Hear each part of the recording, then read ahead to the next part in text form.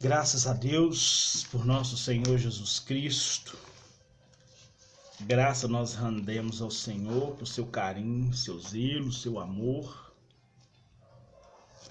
Porque sobre nós o Senhor tem derramado do seu Espírito sobre as nossas vidas. Deus, na sua infinita graça, no seu infinito amor, tem nos dado do seu Espírito Santo, da sua graça. E hoje nós vamos falar sobre ética cristã. Não o assunto do politicamente correto. Nós vamos falar sobre ética cristã. Nós vamos falar o que é ética cristã na sua definição geral, os fundamentos. Nós vamos falar sobre a ação do Espírito Santo nas nossas vidas, deixando claro que nós não somos críticos sociais. Nós estamos aqui para pregar a verdade e a verdadeira palavra de Deus. Então nós vamos abrir a nossa Bíblia no livro de 1 Coríntios, no capítulo 10, no versículo 23. Um versículo muito conhecido no meio evangélico, que vai dizer o seguinte: todas as coisas me são lícitas, mas nem todas as coisas convêm. Todas as coisas me são lícitas, mas nem todas as coisas edificam. O apóstolo Paulo, ele nos exorta, através das Escrituras, sobre a virtude do bem-estar cristão, do bem viver cristão na sociedade, à sua volta, onde ele mora. Até mesmo na sociedade no geral, no sistema globalizado em geral. Então, o cristão, eles foram chamados para ser sal e luz do mundo. Está lá no livro de Mateus, no capítulo 5, no versículos 13 e 14. Jesus fala: vós sois a luz do mundo, não se pode esconder uma cidade em cima das montanhas. Vós sois o sal da terra, se o sal for insípido, para nada mais presta, a não ser para ser lançado fora, ser pisado pelos homens.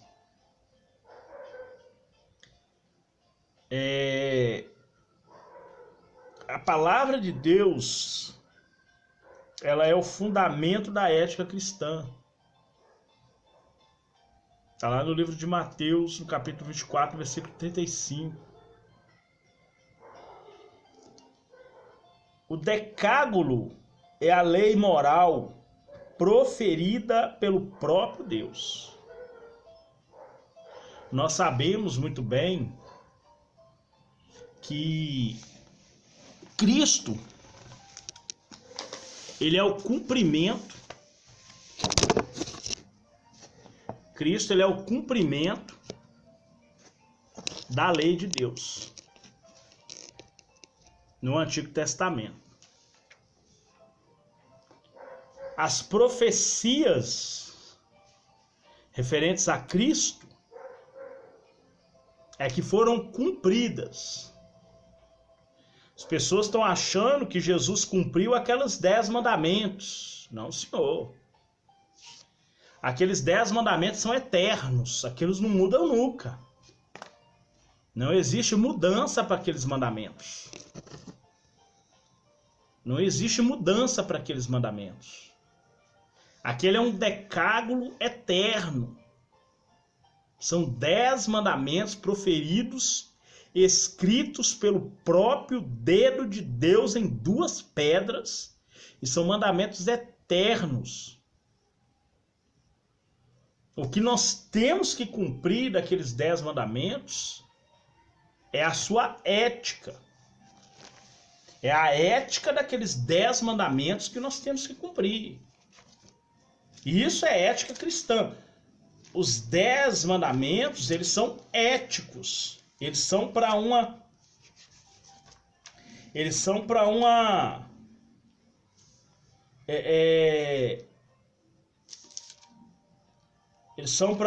uma conduta espiritual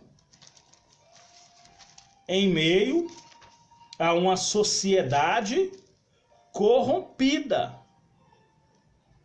No capítulo 5, no versículo 17 de Mateus, Jesus ele fala assim: olha, eu não vim destruir a lei e os profetas.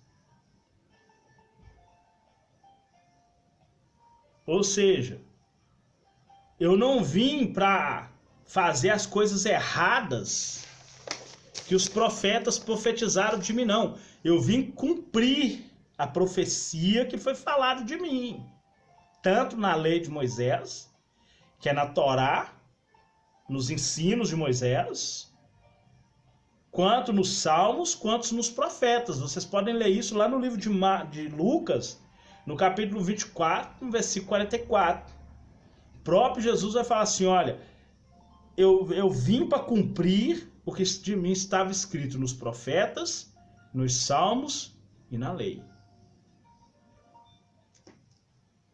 Então, eu não vim destruir a lei, mas eu vim cumprir.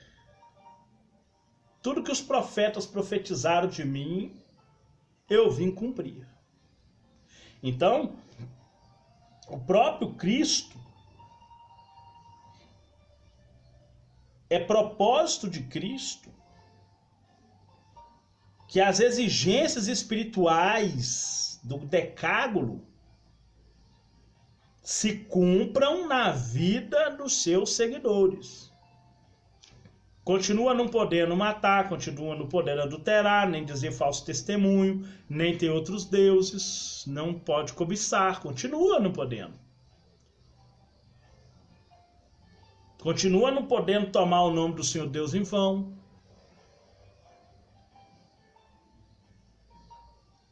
Temos que santificar o Senhor no seu sábado. Não no sábado dia, mas santificá-lo. No seu sábado espiritual, no seu dia do descanso. Você tem que santificar o nome de Deus no seu dia de descanso. Não importa qual que é o dia do seu descanso. Se é sábado, se é domingo, se é segunda, se é terça. Você tem que santificar o nome do Senhor. O relacionamento entre o crente e a lei de Deus envolve o seguinte: a lei que o crente é obrigado a cumprir consiste nos princípios éticos e morais do decálogo, dos 10 mandamentos. Isso está lá em Gálatas 5,14.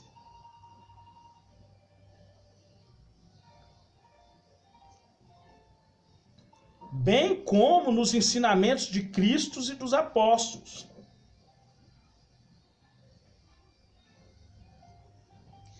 Essas leis revelam a natureza e a vontade de Deus.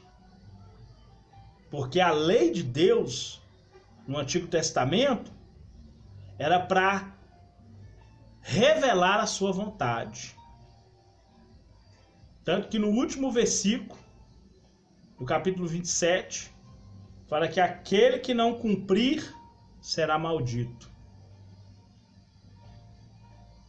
Hoje, quem não cumpre os mandamentos de Cristo, também não herdará o reino dos céus. Jesus fala assim, ó, entra na porta estreita, porque larga é a porta que conduz à perdição. Quem quer vir após mim, negue-se a si mesmo. Tome diariamente sua cruz e me segue. Porque quem quiser salvar sua vida, vai perdê-la.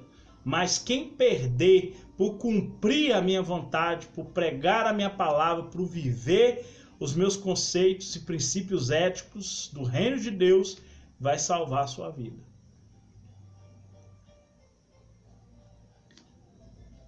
Essas leis revelam a natureza da vontade de Deus para todos.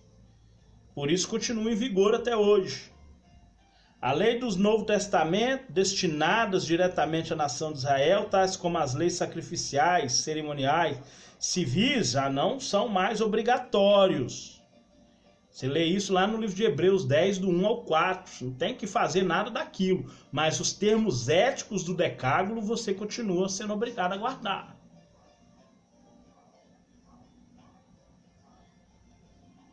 Por quê? Porque hoje nós vivemos, a nossa luta não é contra carne nem contra sangue. Contra Satanás e seu reino maligno. Contra sua velha natureza, sua vontade e contra o mundo.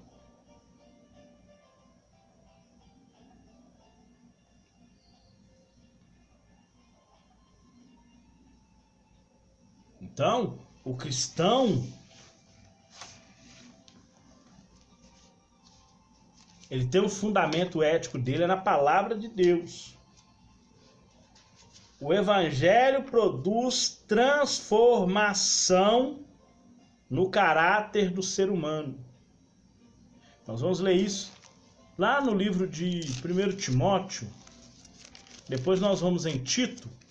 Mas vamos ler em 1 Timóteo, no capítulo 1, no versículo 5.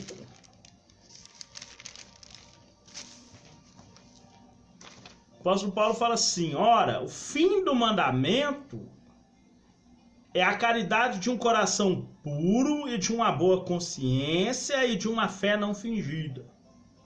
O fim do mandamento. Ética cristã aqui, ó. Coração puro. A Bíblia fala que só os limpos de coração verão a Deus. Toda pessoa limpa de coração é aquela que anda em santificação, anda em paz e santificação, sem a qual ninguém verá o Senhor. A santificação é que vai transformar o ser humano para encontrar com Deus. O fim do mandamento, o alvo supremo de toda a instrução da palavra de Deus, não é o conhecimento bíblico em si. Não é conhecer a Bíblia em si que é o alvo principal, mas uma transformação moral do interior da pessoa, que se expressa no amor, na pureza de coração, numa consciência pura e numa fé sem hipocrisia. No tocante a essa verdade, dois fatos importantes devem ser considerados, ou devem ser conservados em mente. Guardar isso. Conceito bíblico de ensino e aprendizagem não é, primeiramente, transmitir conhecimento ou preparar-se academicamente. Então, o conceito bíblico de aprendizado não é primariamente, ou seja, não tem o primeiro fundamento, transmitir conhecimento ou preparar uma pessoa academicamente, porque eu sou teólogo, eu estudei teologia. Não, não é esse o princípio bíblico.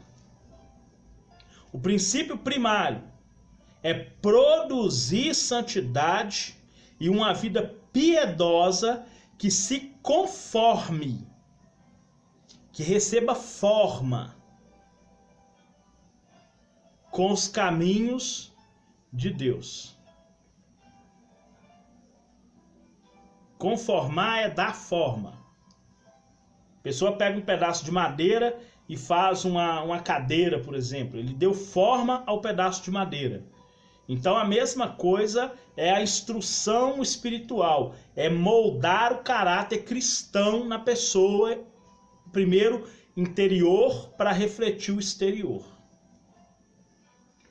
O mestre na palavra de Deus deve ser uma pessoa cuja vida seja uma demonstração de perseverança na fé na verdade, na fé e na santidade.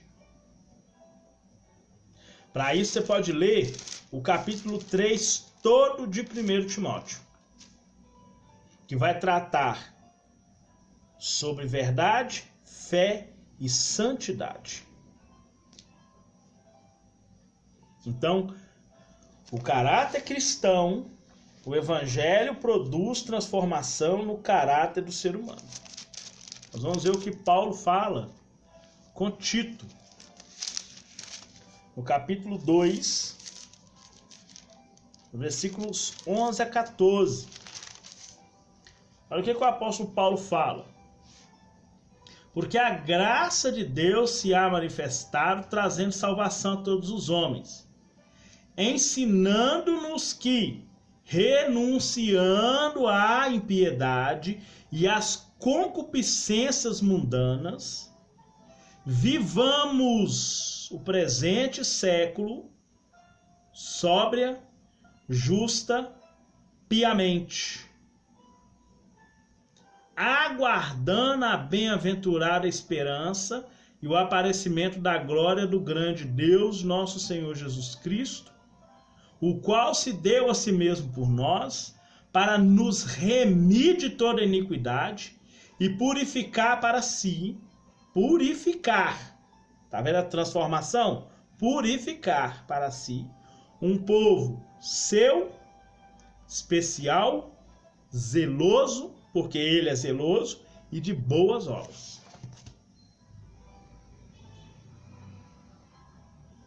Então, o evangelho produz transformação, mudança de caráter. Definição geral. A palavra ética possui origem no vocábulo grego, que significa costumes ou hábitos. Ato é o que você pode fazer de bom ou mal. Ação é a execução do ato. A prática da ação leva ao hábito. O hábito leva ao costume.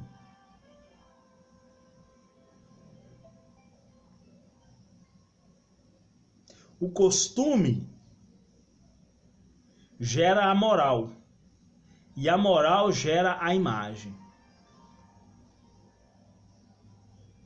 Ato, ação, hábito, costume, moral, imagem. É dessa forma que funciona o termo ética. Enquanto a ciência, a ética pode ser entendida como a área da filosofia que investiga os fundamentos da moral adotado por uma sociedade. Por conseguinte, a moral refere-se ao comportamento social em relação às regras estabelecidas. Então,